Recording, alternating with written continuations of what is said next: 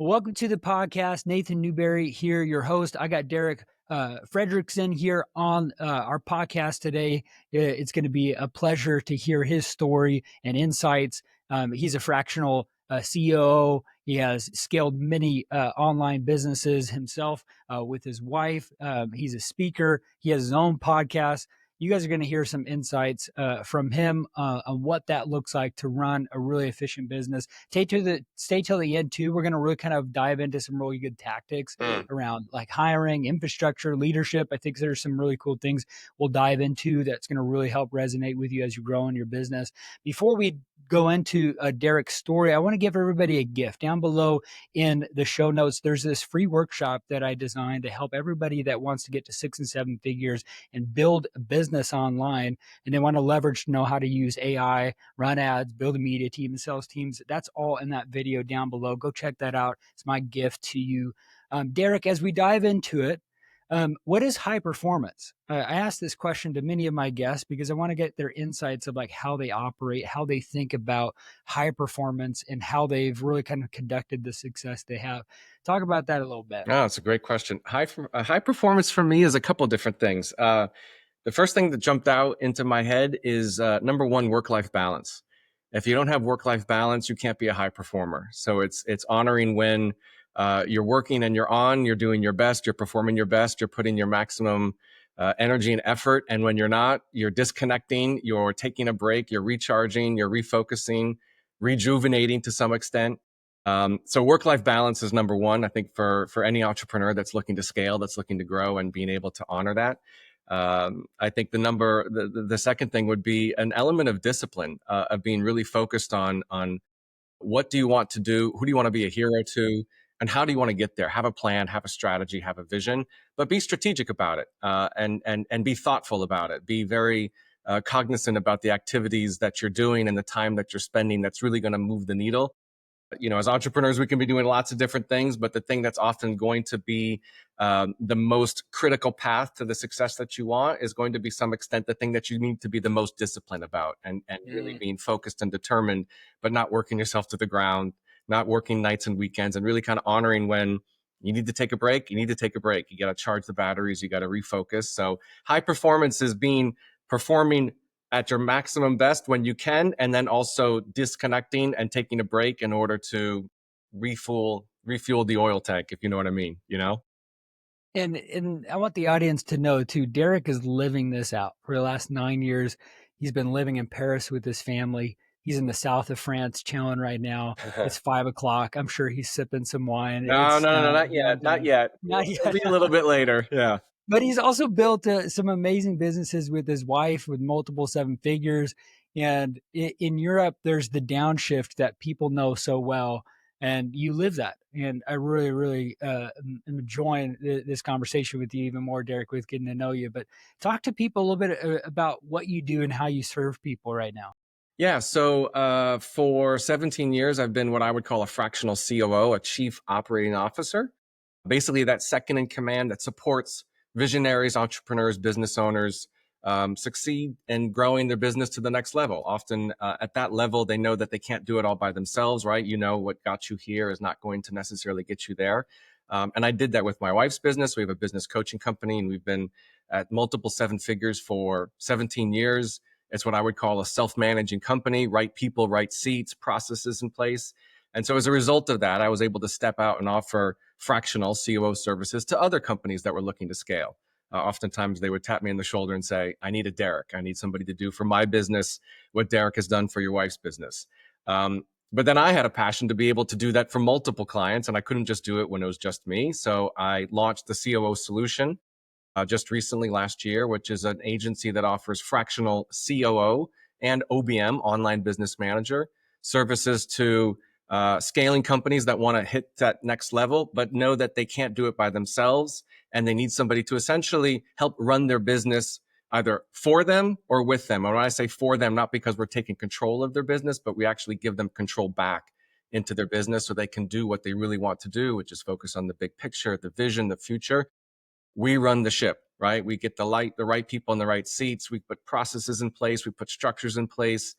We hold your team accountable. I often say a visionary makes it up. People like me as a COO make it real, and with the right process and people, we make it recur. So when you get that framework in place with accountability and systems, that's why you really can scale. So we've been doing that for the last year or so, mostly serving, like I said, entrepreneurs, business owners, and it's been quite the journey. It's been really exciting to be able to step out as the COO for companies, right, and now kind of putting my CEO hat on and doing that in my own company. So You must have been a visionary for doing this for so long, because I feel like the shift of having remote workers in doing this where you're in France and many of your clients are in the US. Mhm.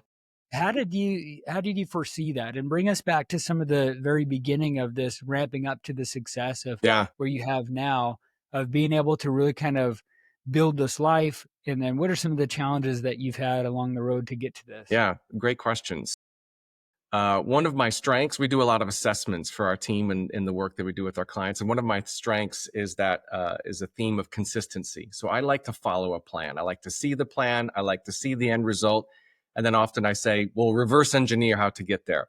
And so if I go back, we moved to France in 2016. And in 2014, we had already made the decision that we were going to spend 1 year abroad, as I mentioned earlier. It's been 9 years. So the plan has kind of extended in that way. But at that point, we were living in the U.S. in Connecticut. We had the big office, we had the big team, we had 15 people. We were coming into the office every day, but we knew that to move to France, we needed to shift to virtual. And so we started to structure our business and align how we run our company in a virtual format, even though we were an in-person company. We actually lived right down the street, and our team was in our office, and then we were working remotely from home. We were using Zoom and Asana and even Slack to some extent before that all became part of the norm in running an online business now. And then when we made the shift and moved to France, a couple of things happened. What was interesting is that we were prepared because we already were in the mindset and in the framework of doing that. And what we noticed is that some team members didn't align with that. They wanted that in-person proximity. They wanted that in-person connection, and that was fantastic. And that's where we realized, well, that's maybe not the environment that we're providing now. So you can go and do that someplace else. And there were others that were remote and had no problem waking up early morning, their time, to be in our afternoon. And then there were the time zone shifts that we had to make accordingly. But again, I often said to our team, when you're having lunch, I'm about to have dinner, and if you're not going to get a hold of me, it's going to have to wait till the next day.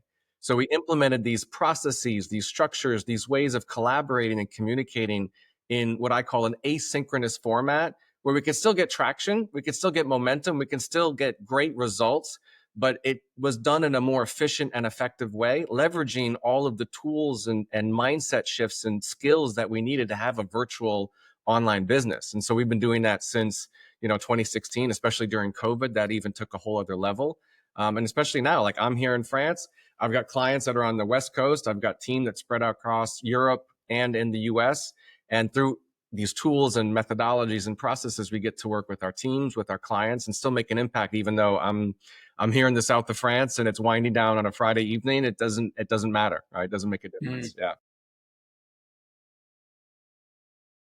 It's interesting that you've done what you've done, and it's mind blowing. When you step into a CEO role, though, I want to get your take on like how you audit a business. How do you help kind of step in and kind of fix some things? Mm-hmm. How do you, like, you have a CEO that have this big vision, they're just dragging under the weight of all the different, admin and operations that they're not necessarily gifted in, because they have this big vision, they just want to charge ahead, but they have all this baggage that they're carrying to build this team that's so essential for a business.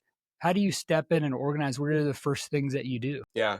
So we always start with the owner. We always start with the business owner, the entrepreneur, the visionary, because they're the ones that when they reach out and we connect with them, they are at that point where they realize they have the awareness that to get to the next level, more of the same is more of the same, right? And so part of what we do initially when we work with them is figure out where's the friction?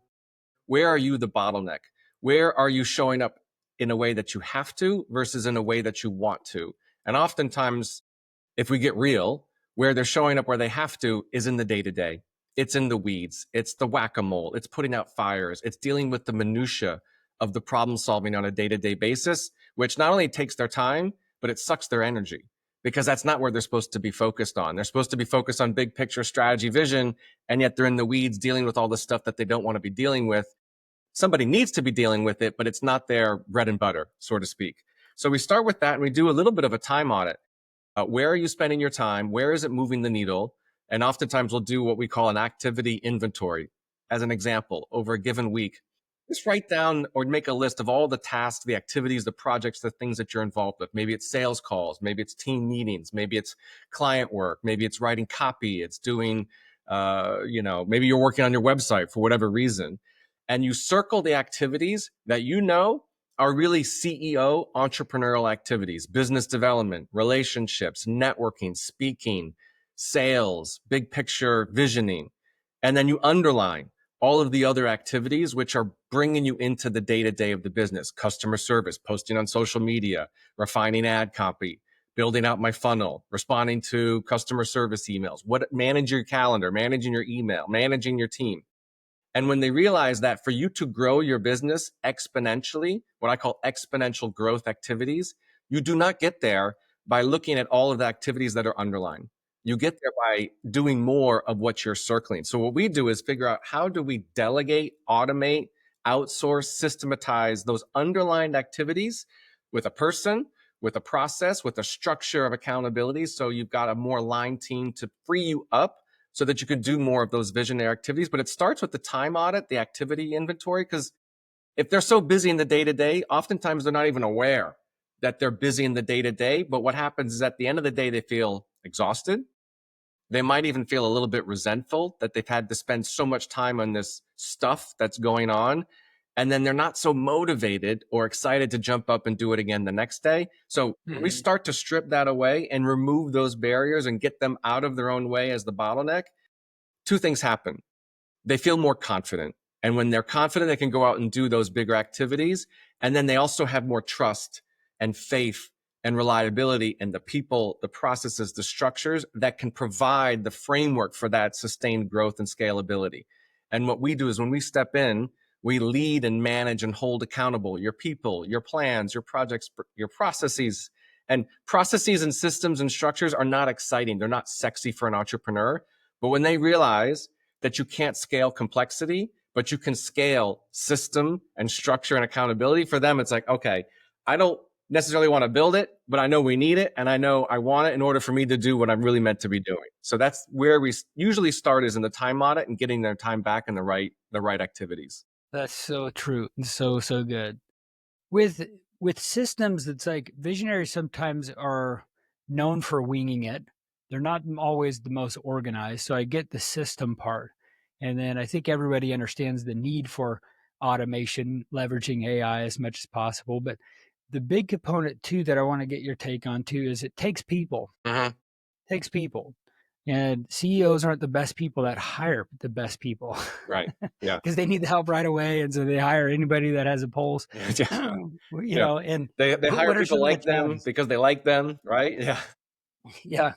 How do you go about building the infrastructure of the leverage of a team around those roles, and then trying to find A players? Because there's the CB A players, you know, that we talk about, living in a global economy, especially because you live in Paris, and clients, I mean, we can have leverage like you have in your own business, but stepping into the role of, like, there's some amazing talent all over the world. How do you go about finding people that's local and then also overseas to play those roles that need to be in place to build that company?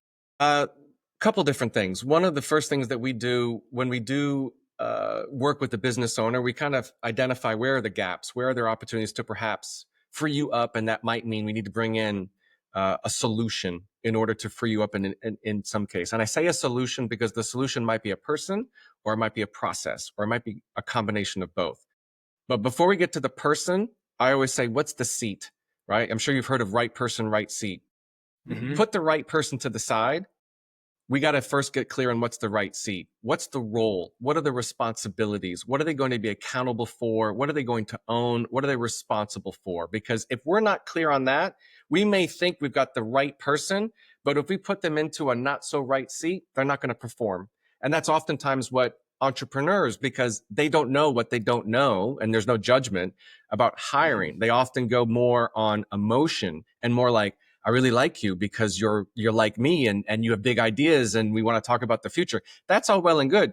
But the CEO is the visionary. We don't need a couple of visionaries in the business because visionaries love to start things, but they don't often love to finish things. So we need finishers that are in the right seat. So once you get really clear on the right seat, then you can go out and find the right people. And that's the easy part, because when you have a job description or a profile of the right seat written in a way that's very compelling and very attractive to the right person, right?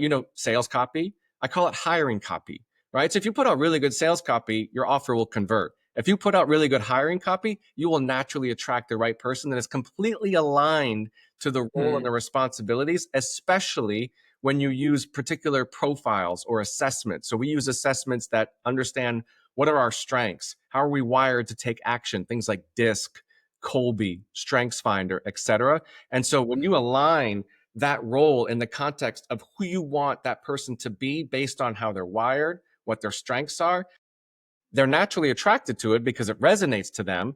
But when they show up, they're set up for success because they get the role, they get the what it is and how to do it. And that's how they feel like empowered. I can own it. I'm accountable. Let me at it. Give me more. So that's the first place we start, is getting clarity on the seat.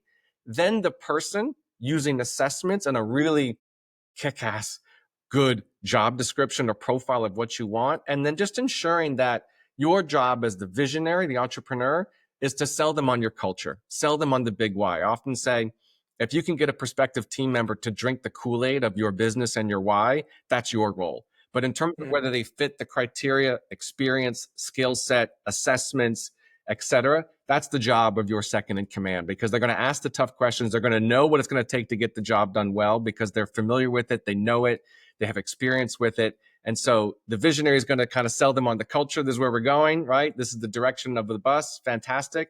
And then the second in command is going to make sure you get that right person that's totally empowered and aligned to do the work and do it well. And when that happens, then when they step in, they can often elevate, meaning they can do more, or I should say, do at a higher level, and then expand. So they're like, I can get on more responsibility. I can do it at a higher level.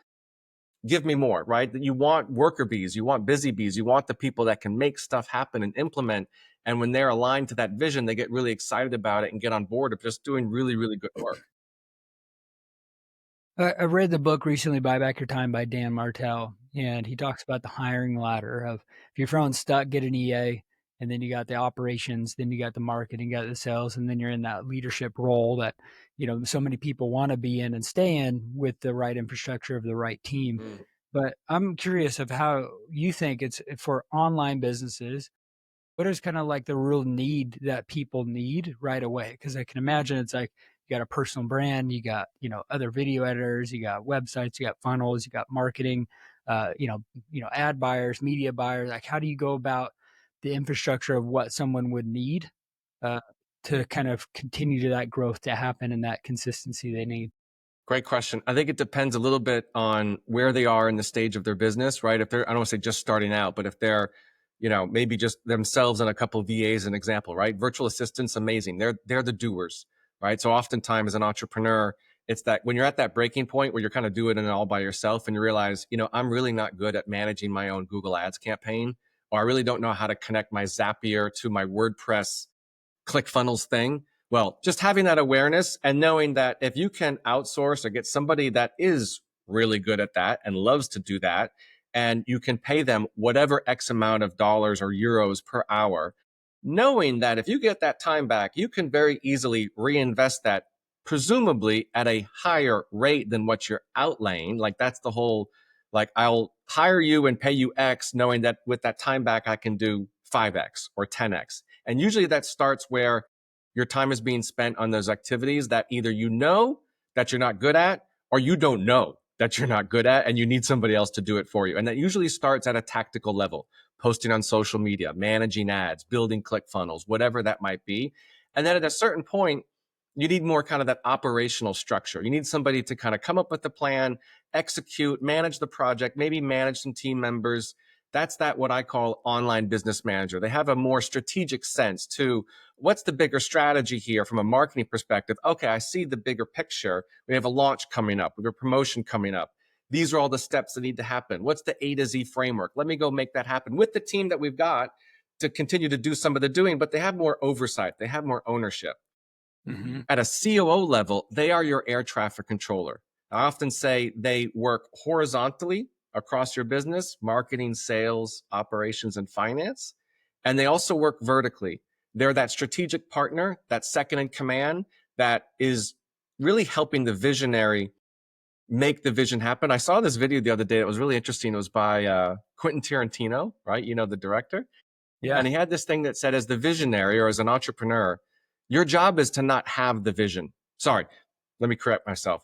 Your job is to have the vision. Often say the entrepreneur should create the vision. No, the entrepreneur should have the vision. A person like a COO creates the vision, meaning we make it to life. We put it into real form. And oftentimes that second in command at that level, if you've got a thriving multiple 7-figure business, you need that person to be that air traffic controller. And in some cases, I call that person, if you know The Godfather, right? You know, the consigliere. They're the ones that's like that soft voice, like, I'm thinking about this. What do you think? And they've got the strategic insight. They know what's going on with the team. They see the bigger picture. They know all the different moving parts. And oftentimes they're like, yeah, that's a great idea. You make it up, we make it real, and then I'll make it recur with the team. So it depends on where you are. I usually say it's dictated by size of business in terms of revenue and size of business in terms of team. And when you're at multiple 6 figures, an OBM will fit the bill. But as soon as you get closer, just over that 7-figure mark, you need that air traffic controller. You need that COO to make it happen for you so that it frees you up to do the bigger activities that are going to get you to multiple 7 figures or other levels of success or freedom or whatever that may look like. Yeah. I was just going to ask you that. What level of revenue does someone need to hit to really kind of need that? Because I mean, as an entrepreneur, you wear so many hats at the very beginning, especially as you're scaling and growing. But when does that when do you see that most play out in businesses where they don't know that they're struggling, but they need that help? Yeah. I would say basically kind of starting out up to about low 6 figures, 150, 200. A VA or VAs are the solution because they're just going to take stuff off your plate. I often, like if you have a VA, even though it's not, physical, but you can literally say like, will you please do this for me?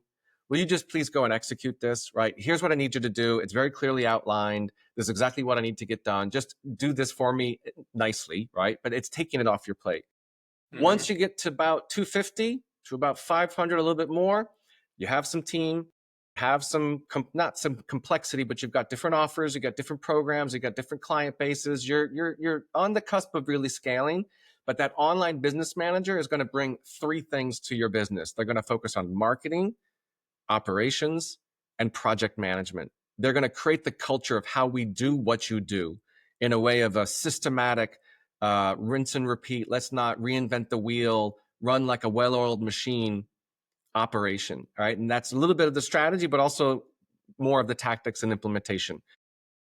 750 to above, multiple 7 figures, it's the COO. At that point, you've got a sizable team, you've got a sizable structure in place, and you need somebody that can really look at all the different functions of the business. What's going on in finance? What's going on with operations? Where are the bottlenecks? How's my sales pipeline? What are my dashboards? All these things that are floating around, you need somebody to own all of that. And that COO is not in the details of all of that, but they're accountable to those functions happening and happening well. And I always say, it goes like this. It starts with marketing. Marketing drives everything, right? And then that's driving your sales, whether you have online sales that are passive or you have an active sales pipeline with a team that's doing, outbound, whatever it is, good sales function. The output of that is then operations. What are you delivering? What are you providing? Whether it be a program, a course, a project, whatever it is. That's the stuff that you just sold that you need to actually deliver and having a really good foundation. The output of all of that is finance. Right. So if you do really good marketing, which drives really good sales and a fantastic delivery model, and the output of that is really good metrics from finance, reinvest that back into marketing. And then that's how you scale. It's that cycle that starts with marketing all the way through. There are people that say, I have a multiple 7-figure business. Great. What's your profit margin? How much do you actually take and put in the bank? Sure. And that's where it's like, you got to have somebody that knows what's your cash flow, what's your P&L, what are we budgeting? And how is that going to drive back into marketing? And where can we leverage more in sales? And how do we get more people to do what the visionary used to be doing, but we need a team to be providing the service, more operations. So they're looking at everything at that high level to ensure it's still moving forward, as well as jumping in and getting into the weeds. People like us as COOs, we are wired for execution. We are wired to make things happen. So when a visionary has the idea, we're like, give it to me. Let me at it. Let me go make it happen.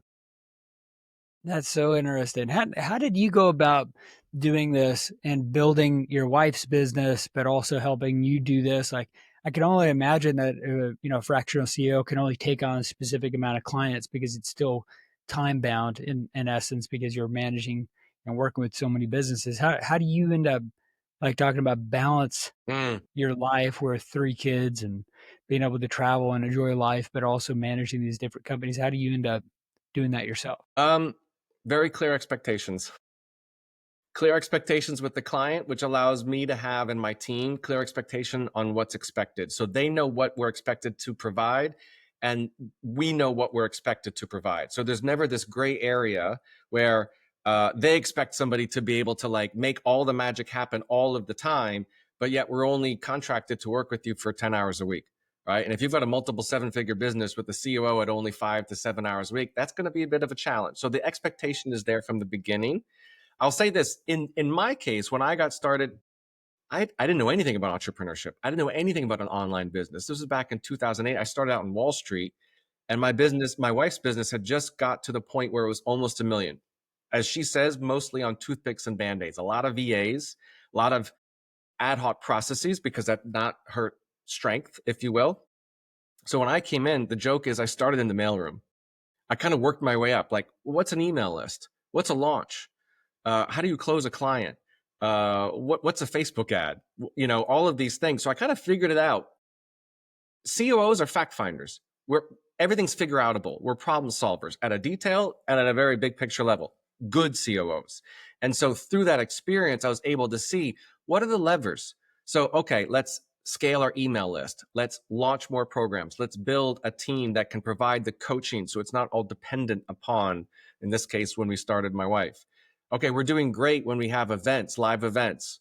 How can we do more of those live events? What's the model that we can put into place that's, again, a repeatable, I often say like a verified, repeatable results process. So like we've done it once, we can do it again. What does it take? What worked? What didn't work? What do we change to do it again and even better? So just through that thought process of learning and problem solving and realizing that as I elevate my ability to strategize and also have a pulse into the tactics of what's going on, it allows us to add that component to our clients. But it's a balance. In some cases, I'm very clear. Like I said, I don't work nights and weekends. This is not about burnout. This is about, I'm going to be able to provide this service for you for this amount of time. And here's what you can expect to receive. And these are the results. And same with my team members. It's not about overextending ourselves and trying to, do too much. It's like, we don't want to overpromise and underdeliver. So that expectation is super important from the beginning. Yeah. I want to get your take on AI because I know right now I have 2 different audiences, people that are at that level that they can use your help and they can, start looking at, hey, I need someone to help me be able to think strategically because they're kind of like stalled and not sure what the next level is. That's kind of the audience here. But I have some others that are just like starting out or they haven't hit that threshold and they need to figure out how to leverage, teams that maybe are overseas, but also leverage AI to help be a virtual, fractional CEO in essence. What could they type in to help them in AI to build some of these dashboards or SOPs or different things that can help them leverage up into the point where they can actually get, someone like yourself in that hot seat to kind of build those systems rather than. That's a great question. I would have to say, in the way that I use AI, and I use it all the time, I think we all do to some extent. I'm assuming because it's such a valuable tool, it's such a great resource on my team, right? If I look at my team, I look at my org chart. There's a silent participant that's not known, but ChatGPT is there because it helps in so many ways. The way that I would recommend for somebody like that to get started with that is just start asking it questions. Describe your business, describe your frustrations, describe what you think are the challenges, the pain points, the opportunities, and ask it for advice. Give it some recommendations, give it examples, models, templates. Look up the ladder. See who's doing what you're doing that's at a level where you want to be. And this is not about swiping it. It's that there's an example of where I want to be. What can I learn from that? ChatGPT, can you help me get the learning of what they're doing that maybe I'm not doing in my business? Having said all of that, I had this question the other day as well, and I had to think about how to phrase the answer in the right way. And what I said is ChatGPT doesn't have 17 years of running a multiple seven-figure company, right? And so there's this component, which is in the age of AI, we're still figuring out, well, what's the nuance of, well, here's the output, here's the blueprint, here's the template, but is it really going to work? And am I certain it's really going to work for me before I put it into use? So having that, that's why I say a trusted partner. My biggest value in the work that we do with clients is trust, because they're entrusting in me and they're entrusting in my team.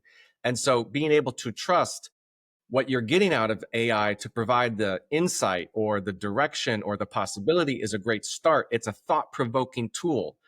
I had somebody say that ChatGPT is just autocomplete on steroids. And so the more you type and it's just finishing off, but then you're like, okay, but now I need to really consider, is this the path I need to be going on? And having somebody that you can lean on to advise and strategize and be that voice of experience and reason, so that we're not just throwing spaghetti at the wall to see what sticks. We're throwing the right spaghetti at the wall and say, that's what I want to do. That's where I'm headed. That's what I want to have in place. And then having that experienced person to guide you along in that process is where I think you balance the two. So what was the other thing you did too? You did fractional CMO, but then you did something about managing people. Is that kind of like the sounding board you're talking about, where someone needs a sounding board from a guy like you that just says, hey, this is what I'm dealing with. They don't know the actual puzzle to actually complete because they don't even know what and how to frame it in. Yeah. So in terms of what we do as fractional COOs. And then you have like another management component of your business too, right? Like being an integrator. I see. Yeah. So basically, so we offer COO, Chief Operating Officer, second in command, integrator. If you're familiar with Entrepreneurial Operating System, EOS, right? Visionary integrator. We leverage some of the ideas from EOS, right? In terms of like the visionary integrator relationship. So there's that component, but we also offer online business manager, what I say OBM, right? That's that marketing operations project management. But at the end of the day, whether you're at low six figures, multiple six figures, at the cusp of seven figures or beyond, they still serve as that trusted advisor, as that person that they can lean on in order to get the right advice in terms of how it's going to be impacted into their business. We still make it happen. We still own the plan. We still run the ship for you. But at the same time, we have that awareness, to have that experience to be able to guide the owner in the right way based on what they want. And sometimes, especially as you know, entrepreneurs, we're lone rangers. Unless you're in a mastermind, you have a coach, you have a mentor, you don't know what you don't know about getting to that next level. So sometimes you having that person in your team at a more strategic level, as opposed to just having lots of doers, which we need, gives you that confidence and faith and trust that you're headed in the right direction, because you've got somebody in your back pocket that's really invested and a part of that journey with you. Right. Derek, I could ask you a million questions. This is so cool. Like I've enjoyed getting to know you and hearing some insights from everything. But how can people follow you and connect with you further? Sure. They can go to our website, thecoosolution.com. And if your audience, maybe they're wondering, do I need a COO? Is now the right time for a COO and OBM? There's a quiz there that they can take that helps them understand, is now perhaps the right time to think about bringing on a COO or an OBM? It's a little bit of a business audit. Like, we're getting real about what's working, what's not working across your entire company. And from there, you have some really powerful insights to say, okay, I really need to focus on this or this. And gives you some next steps to implement to help you do that. And that's at thecoosolution.com. So I'll put that link down below that everybody can get that from Derek. Go follow him on social media. He's a great guy. thanks, man. Down below as well, we have that free workshop that I designed to help you grow online, so you can get to a point where you can even afford those sort of things with Derek. Or if you're looking at scale, definitely connect with Derek, and then also get that workshop too to help you kind of scale and grow that. But thanks for tuning in for this show. The next episode is going to be pretty amazing as well, with amazing entrepreneurs. Derek, thank you for being here, and we'll see you on the next episode.